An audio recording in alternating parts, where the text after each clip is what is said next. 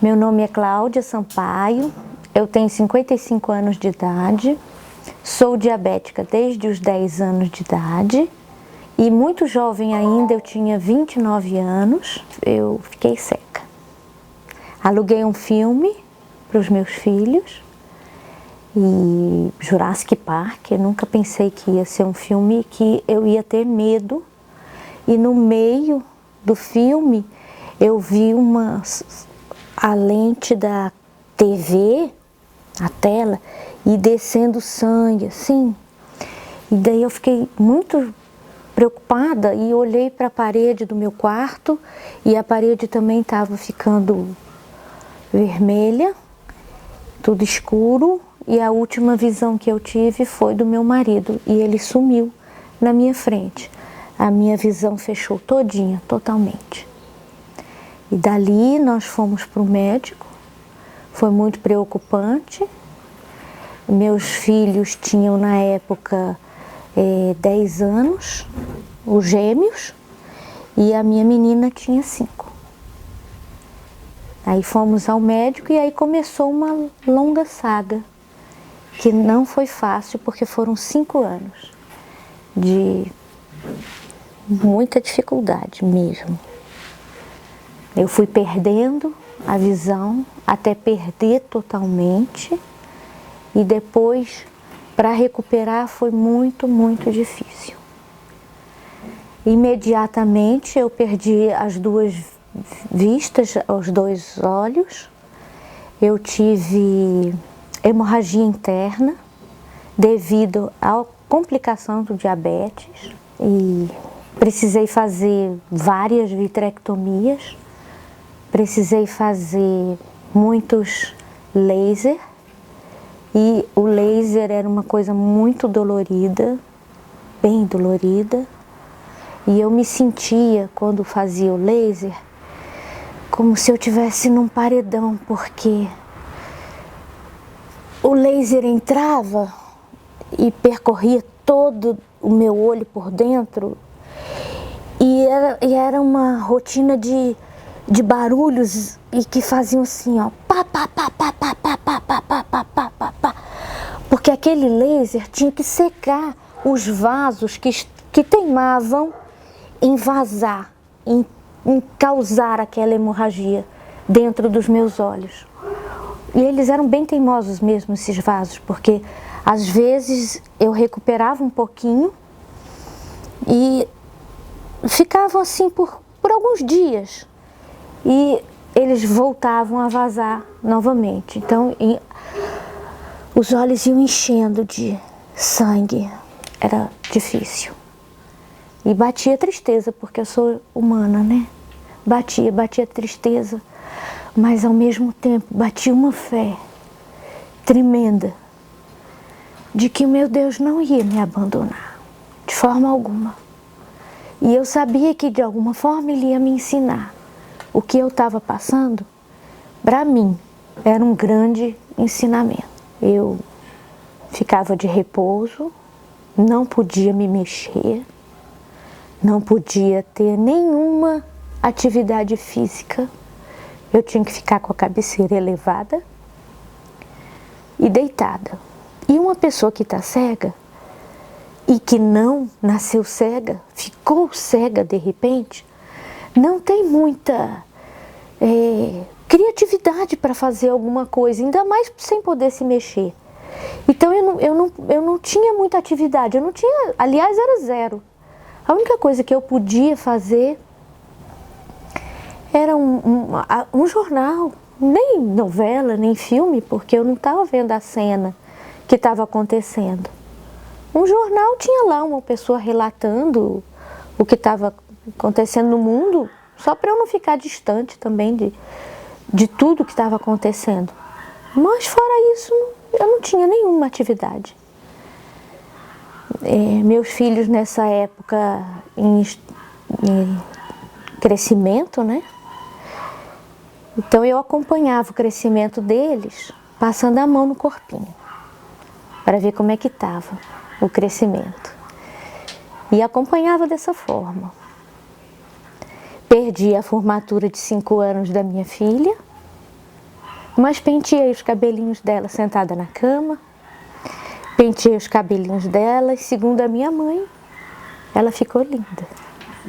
Então, eu devo ter feito um bom trabalho. Eu mesma não vi, fui ver depois. As cirurgias foram muitas. Quinzenalmente eu ia a Goiânia. O tratamento começou em Brasília, mas da clínica em Brasília, eles mesmos me passaram para a clínica em Goiânia. E eu fui sendo submetida às cirurgias lá em Goiânia.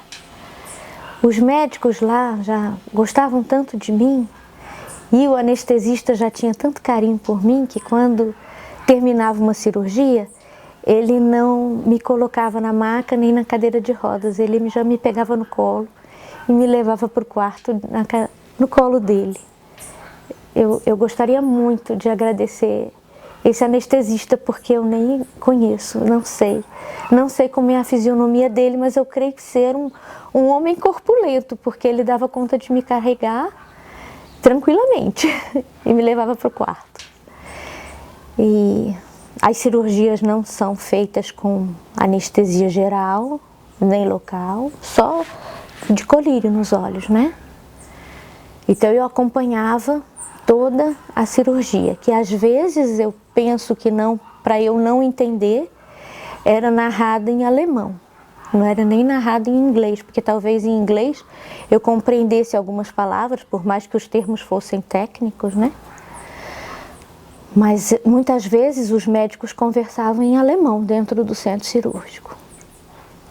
E o tempo ia passando e tudo era muito moroso, tudo era bem moroso mesmo, porque um dia cego já é bem complicado, um mês você já começa a ficar preocupado, aí passa um ano, 2 anos e nada muda. Uma coisinha muito pequena muda. Então, com 2 anos de acompanhamento médico, de tratamento, o médico colocou um óleo de silicone dentro dos meus olhos. Esse óleo era para eu não ter mais vazamento dos vasos sanguíneos, eles para ficarem um pouco mais contidos e não vazarem. E a retina ficar mais presa. Eu estou falando tudo isso muito leigamente. Eu não sou médica, eu não compreendo. Tudo que eu estou falando é como leiga, como uma pessoa que passou pela aflição e estou falando da forma como eu vi, da forma como eu entendi ser. Esse óleo de silicone era como se você tivesse um copo de óleo na tua frente, então você tenta enxergar através de um copo de óleo. Coloca um copo de óleo só por curiosidade na sua frente e você vai ver que lá do outro lado você não vai enxergar. Mas eu já enxergava alguma luz, já tinha alguma claridade, eu sabia se estava acesa uma luz ou se estava apagada, porque muitas vezes eu perdia a noção de dia e de noite e muitas vezes eu me perdi na minha própria cama. E eu chorava quando eu me perdia na própria cama, porque eu não sabia se eu ia cair. Imagina, o Tom ia ser bobo, mas o emocional fica abalado. Então eu chorava quando eu achava que eu ia cair da minha própria cama. Uma vez, meu marido precisou ir trabalhar, era um espaço em que minha mãe chegaria em casa e era um espaço de 5 minutos. Para mim foram 5 minutos, parecia uma eternidade, porque eu derramei todo o leite em cima da cama que meu marido tinha levado. E ele disse assim: meu amor, eu agora vou ter que sair, eu não posso ficar mais. Sua mãe está chegando, eu só vou ter o tempo de tirar todo o lençol, o edredom, e a sua mãe, quando chegar, ela coloca para você. E ele me colocou deitado, só que aí como eu não estava mais no mesmo lado da minha cama, eu me perdi. E quando a minha mãe chegou junto com o meu pai, eu estava chorando na cama, porque eu não sabia onde eu estava. Então foram sentimentos que muito muito confusos e muito perturbadores, que te invadem, que te deixam tristes, mas a fé de que o meu Deus iria me tirar daquela nunca me abandonou. Uma vez, eu triste, comentei com a minha irmã que Jesus tinha vindo e tinha morrido na cruz por amor a todo mundo, menos por mim. Que eu provavelmente não tinha sido escolhida para receber uma bênção, para receber uma cura. E comentei isso somente com minha irmã. Não comentei com meu marido, não comentei com minha mãe, com meu pai, nada. E de noitinha liguei para o meu médico e perguntei a ele se no dia seguinte eu poderia ir à igreja. Se ele disse que se eu me comportasse, ficasse sentada durante todo o momento em que eu estivesse na igreja, ele permitiria que eu fosse. Então, telefonei para minha mãe, meu pai, e eles puderam me levar no dia seguinte à igreja. Eu fui ao Corpo Vivo de Cristo, na Igreja Batista Central. Na época o pastor Vilarindo ainda era vivo. E ele fez todo o culto normalmente e eu sentadinha ali no banco. No final, ele disse assim: tem uma moça aqui que pensa que Jesus não morreu por amor a ela. Mas Jesus manda te dizer, moça, que mesmo que você fosse a única pessoa na face da terra, ele viria só para morrer por você, porque ele te ama muito. Então, nesse momento, a minha fé se reacendeu, foi como se tivesse dado uma vida nova, porque ele escutou o que eu tinha dito de tarde para minha irmã. Então, com certeza, ele estava comigo, passando junto comigo aquele deserto. Junto comigo, ele estava naquele leito.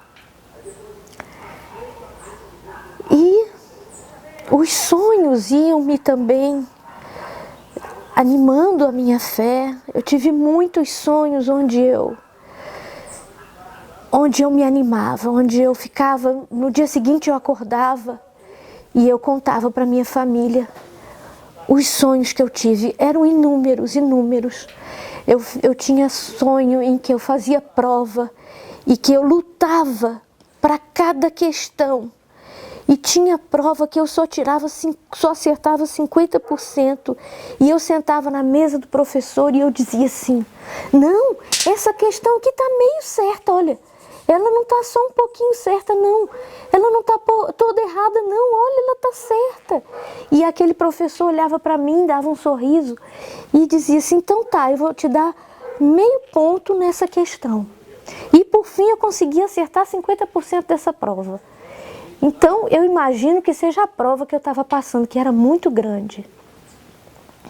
E acompanhando o crescimento dos meus filhos, bem complicado, passando a mão no corpinho deles, penteando os cabelinhos da minha filha, fazendo carinho nos meus filhos, botava eles em volta de mim. E a família, nessa hora, é muito importante você ter esse aconchego familiar. Pai, mãe, marido, filhos. Uma empregada maravilhosa. Ela está comigo há 30 anos, é muito mais do que isso, ela é uma amiga. Ela tinha que me acompanhar no banho, eu não podia tomar banho sozinha, porque o sabonete não podia cair. Ela tinha que me passar a toalha, ela tinha que me passar toda a roupa, que não era escolhida por mim, porque eu não tinha como escolher. Eu não tinha como comprar roupa nova, não tinha como ir a uma loja. Então a roupa foi ficando, foi passando o tempo. Cabelo, eu não tinha como me pentear. Os cabelos brancos com 29 anos apareceram total na minha cabeça. Eu pintava meus cabelos de uma cor. E por assim ia. De vez em quando tinha foto de família e era engraçado, porque nessa foto de família eu dizia assim: os meus olhos estão olhando para o mesmo lugar? Aí a família dizia assim: estão!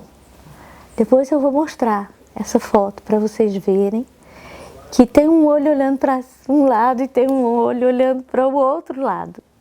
Não tinha nenhum olho olhando para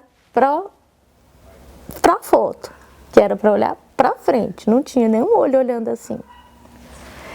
E tem várias fotos assim, mas uma delas é a mais marcante de todas, porque eu estou olhando para canto algum. E um sonho que foi muito, muito, muito, muito marcante foi um sonho em que eu estava vestida de ratinho de laboratório. E daí eu era a terceira da fila e tinha um laboratório na frente e eu era uma roupa muito linda, toda branquinha, o ratinho. Eu aflita ali naquela fila, eu fazia assim com as mãos. Aí eu acordei no dia seguinte e pensei assim: eu vou servir de cobaia para alguma coisa. E eu não estava achando ruim, não. Estava achando ótimo eu servir de cobaia para alguma coisa. Porque eu acho que a ciência e a espiritualidade andam juntas. Eu acho que Deus nos usa como instrumentos para fazer a vontade dele, porque não cai uma folha de uma árvore sem que seja feita a vontade do Senhor. Então, eu achei muito, muito legal eu fazer parte daquela fila em que eu era uma das pessoas que ia ser beneficiada com aquela forma de cobaia. Então, eu liguei para o meu médico e perguntei se tinha mais alguma novidade. Daí ele disse assim: Cláudia, vamos tentar tirar o óleo de silicone, colocar um líquido translúcido, que era uma espécie de soro, não sei se é esse soro que a gente compra por aí, não sei, sou leiga. E porque eu acho que a sua retina já conseguiu segurar. E pronto. Fiz essa outra cirurgia e nessa que eu fui fazendo cirurgia, foi retirado o cristalino dos meus olhos. Então, o cristalino é uma lente que tem 14 graus, natural. 14 graus é muita coisa, né? Então, você imagina se você com 1 grau e meio, você precisa de óculos, né? Muitas vezes. 14. Então, ele tinha tirado o cristalino. Eu já estava com mais ou menos uns 3 anos de cega. E retirar aquele óleo e colocar um líquido translúcido, para mim era muito bom, era sensacional. Só que sem o cristalino, que é essa lente de 14 graus, eu precisava de um óculos. E aí com o líquido dentro dos meus olhos, eu já conseguia distinguir melhor a luminosidade, porque não era através de um óleo que eu estava enxergando. Tinha um líquido fininho dentro, né? O olho esquerdo foi perdido. Eu perdi, não conseguiram salvar o olho esquerdo.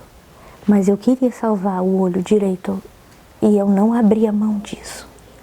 E eu falava com Deus que eu não abria mão mesmo de não ter esta bênção na minha vida. Porque eu nasci enxergando e eu gostaria de voltar a enxergar. Eu queria ver meus filhos de novo. Eu queria ver meu marido de novo. Eu queria ver o meu pai e a minha mãe de novo. Eu queria ver a minha casa. Eu queria ver a minha vida. Eu não podia viajar, eu não podia passear, eu não podia fazer nada. Eu queria ter a minha vida de volta. Eu não abria mão. Eu queria mesmo. Então, Aí eu perguntei ao meu médico se eu não tinha condição de ter uns óculos, porque eu já tinha tirado o óleo, já estava com o líquido, não tinha o cristalino, tudo bem. Mas eu queria enxergar, né? Aí ele falou, Cláudia, é muito difícil você enxergar sem o cristalino. Eu vou colocar os aparelhos na sua frente. Daí ele colocou aquelas coisas de oftalmologista na frente e disse assim, quer ver? Você não vai enxergar. E começou a colocar os graus, né? Foi colocando, foi colocando. Quando ele chegou lá num certo ponto, que deve ter sido lá os 14, 15, sei lá o que ele conseguiu. E ele estava na minha frente, ele disse assim, ó, tá vendo? Você não vai enxergar. E eu disse assim, não, engano seu. Eu tô enxergando. Eu tô vendo que você tá de camisa azul, gravata vinho e jaleco branco. Aí ele era meio tímido, ele colocou minha mãe na minha frente. E aí minha mãe fez assim, minha filha, o que você tá vendo aqui? Eu falei assim, 4 dedos. Nossa, já foi. Eu já me achava assim, o máximo, né? A cocada preta, tal. Porque não estava vendo mais nada, 3 anos sem enxergar, né? E saí dali com a receita dos óculos. Eu vou colocar os óculos para vocês verem como eu ficava horrorosa, mas eu não estava nem aí. Porque também eu não me via muito, então eu não sabia como eu estava tão feia. Então, vocês vão ver como era que eu ficava. Horrível, né? Mas eu via alguma coisa. Agora eu não vejo nada com eles, né? Mas eu via, alguma coisa via. Então, a primeira coisa que eu quis ver, quando eu saí, quando eu peguei esses óculos, foi a minha própria pessoa. Eu entrei no banheiro da ótica e olhei para as minhas mãos, olhei para ver se eu enxergava alguma coisa. E eu me achei velha, de passar 3 anos. Imagina, eu já estava com 32, já tinha 29. E bom, saí dali achando que eu já estava enxergando. Depois foi que quando eu enxerguei, eu percebi que eu não estava, né? Mas eu já fiquei satisfeita, sabe? Dali, passou um tempo, eu pendurava esse óculos aqui numa correntinha. Ficava pendurada assim. Essa correntinha ficava na minha mesa de cabeceira. E eu puxava a correntinha de manhã da mesa para poder botar nos olhos. Só que eu tive um sonho, de novo. E não dá nem para eu contar os inúmeros sonhos que eu tive. Alguns foram mais relevantes. E esse sonho especificamente, quando eu puxava a correntinha da mesa, ele vinha vazio. Aí eu falei assim, bom, essa correntinha vazia, sem óculos nenhum, alguma coisa vai acontecer. Talvez eu não vá mais precisar usar o Zé Bonitinho. E, dito e feito, liguei para o meu médico de novo. Eu meio que perturbava um pouco ele, sabe, coitado. Eu acho que eu fui uma paciente que deu bastante trabalho, no sentido de impulsionar, de pressionar um pouco, porque eu queria ver a minha cura, eu queria ver o resultado. Então, ele passou um outro óculos, que era uma lente especial chamada lente Zeiss, ou Vines. Eram umas lentes alemãs. E essas lentes eram bem fininhas, então elas não faziam esse contorno que o Zé Bonitinho faz aqui, olha, parece uma lupa, né? Então, essa lente nova não faria isso. Aí eu fui encomendar essa lente, muito cara, vinha da Alemanha, só vendia na 302 Sul e, bom, disseram que chegaria em uma semana, não chegou. Não chegou, não chegou, não chegou, não chegou e nunca chegou. Nunca chegou ao ponto de eu ir lá na ótica e eles não entenderem por que nunca chegava e eu compreender que é porque eu não iria mais usar os óculos.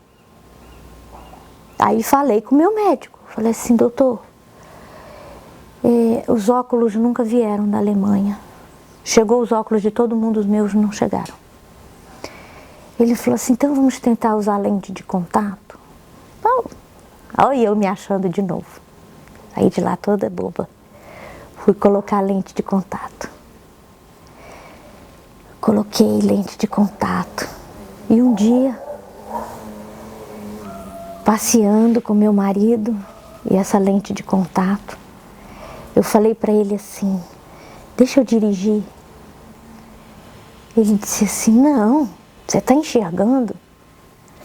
Você sabe que tem uma pessoa de bicicleta ali na frente? Eu disse, isso aí, tem uma pessoa de bicicleta ali e tem uma moça querendo atravessar a rua com uma sacola do outro lado. Aí ele disse assim, então tá, vamos para o Parque da Cidade. E naquela época o Parque da Cidade não tinha movimento, não tinha nada. Daí nós fomos e eu dirigi assim um trechinho muito pequenininho. Mas também me achei dirigindo. Não podia estar abusando também, né? Botar a minha vida, do meu marido, de todas as outras pessoas em risco. Eu não podia fazer isso, não sou irresponsável. Então, pois bem. E pequenas alegrias foram enchendo o meu coração. E aí, por fim, liguei novamente para o meu médico perguntando se não tinha como ele colocar essa lente que ele havia tirado desse cristalino dentro do meu olho. Daí ele disse assim, Cláudia, surgiu uma nova técnica, tá aí o ratinho do laboratório. Surgiu uma nova técnica que pode ser que dê certo com você, porque tudo que eu faço com você dá certo. Aí, lá eu, mais uma cirurgia. Foram incontáveis as cirurgias. Eu não consigo nem precisar quantas. Sei lá. Entre 15 e 7? Nem sei. Bom, eu fiz mais uma. E ele colocou a lente de 14 graus no meu olho. E ele fez uma miopia de 1,5 graus para eu não precisar de óculos de leitura. Então eu hoje leio sem precisar desses óculos da idade, né? Que quando a gente vai chegando a certa idade, vai precisando, eu não preciso de óculos para ler. Mas eu saí dessa cirurgia sem enxergar. Foi aí que eu não enxerguei mais nada mesmo, depois dessa cirurgia. Aí eu não tinha óleo de silicone, eu não tinha Zé Bonitinho, eu não tinha lente de contato, os óculos alemães então nem vieram, não tinha nada. Lá eu de repouso e nada. Um amigo chegou em casa e disse, Cláudia, você já está enxergando? Eu disse, sim, não, ainda não. Piorou tudo de novo, depois da última cirurgia. Eram sempre assim, altos e baixos, altos e baixos. E ele disse assim, vamos tomar um cafezinho comigo? Falei, vamos. E fui com ele até a cozinha, ele frequentava a minha casa há 2 anos e eu não o conhecia. Então eu cheguei na cozinha e eu estava tamborilando a caixinha do colírio. E eu tamborilava aquela caixinha do colírio e vi uma réstia de luz entrando e batendo na caixinha. Aí eu olhei, peguei o colírio, olhei e enxerguei o nome do colírio. Aí tirei a bula do colírio e li a bula do colírio. Olhei para esse meu amigo que estava sem entender, porque eu tinha acabado de dizer para ele que eu não estava enxergando. Aquilo foi de uma hora para outra. E ele me disse, sorriu para mim, e eu olhei para ele e disse: você tem um sorriso bonito. Ele disse: se você não me conhecia, e ainda fez assim sem graça. Eu disse: não. Aí ele disse: se você leu a bula, li a bula do colírio. Se você leu a bula do colírio, o que mais você quer ler?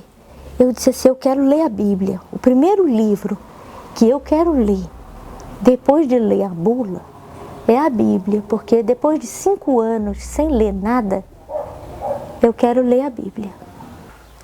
E eu abri.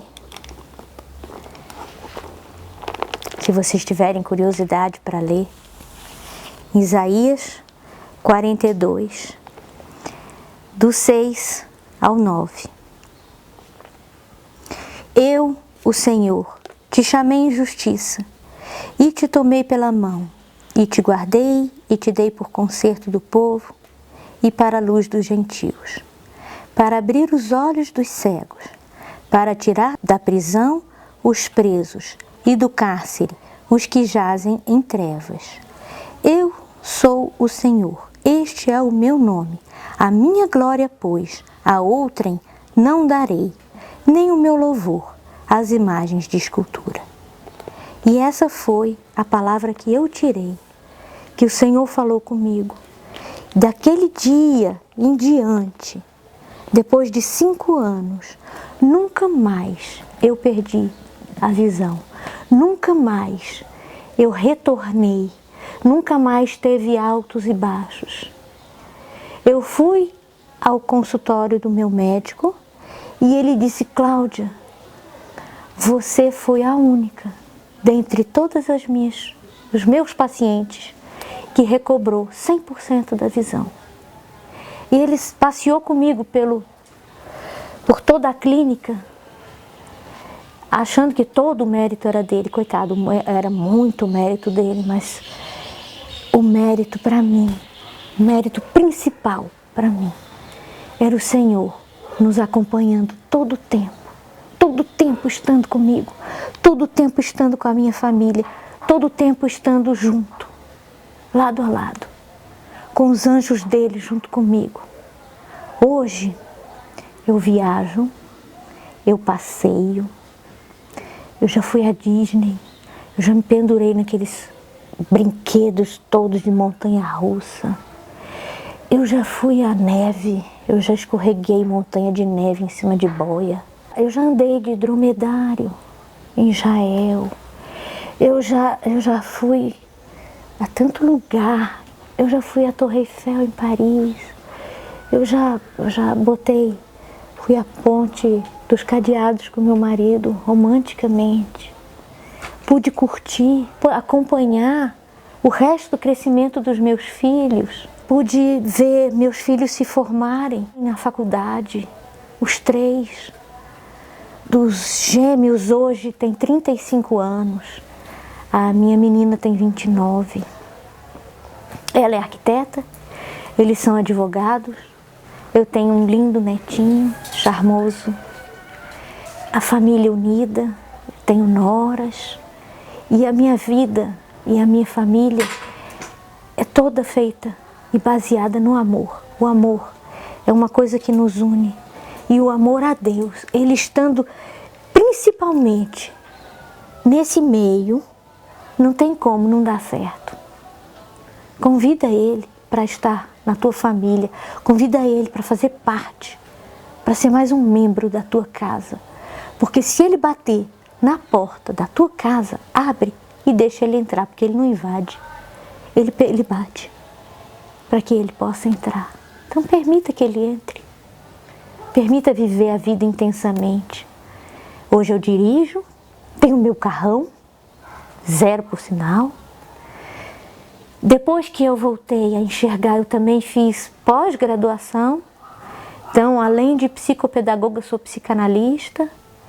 Pude compreender também muito do que aconteceu comigo, muito do emocional que eu passei.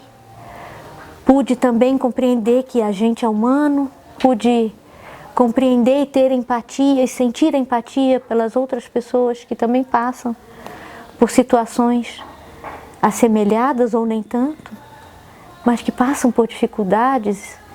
E se você está passando por uma dificuldade, se você está sentindo que a sua esperança está se esvaindo, está escorregando pela sua mão, escorregando pelos seus dedos, não deixa, segura a sua bênção, segura a sua fé, segura porque vai dar certo, com Deus vai dar certo, tá?